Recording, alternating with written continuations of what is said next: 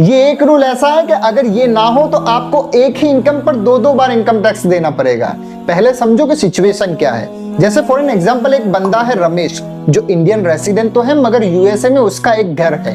अब यूएसए में उसका घर है तो वहां पे तो उसको इनकम टैक्स देना पड़ेगा, मगर वो इंडियन रेसिडेंट है और आप सबको पता होगा कि इंडियन रेसिडेंट के लिए पूरे वर्ल्ड की इनकम पर इंडिया में टैक्स देना पड़ता है। तो क्या वो रेंट इनकम पे फिर से इंडिया में टैक्स देगा? तो इस प्रॉब्लम का सॉल्यूशन लाने के लिए कॉन्सेप्ट लाया गया DTAA यानी डबल टैक्स अवॉइडेंस एग्रीमेंट, जिसका मतलब है कि इंडिया के साथ लगभग 80 से भी ज्यादा कंट्रीज ने एक एग्रीमेंट साइन किया हुआ है, जिससे अगर आपकी कोई फॉरेन में इनकम होगी तो उसी इनकम पर फिर से आपको रेसिडेंट कंट्री में टैक्स नहीं देना पड़ेगा। मैं आपको एग्जांपल के थ्रू समझाता हूँ। जैसे इस केस में जो रमेश है उसकी यूएसए में रेंट इनकम आ रही है मान लो 10 लाख रुपए और उसके ऊपर यूएसए में उसने टैक्स भरा है 2 लाख रुपए का।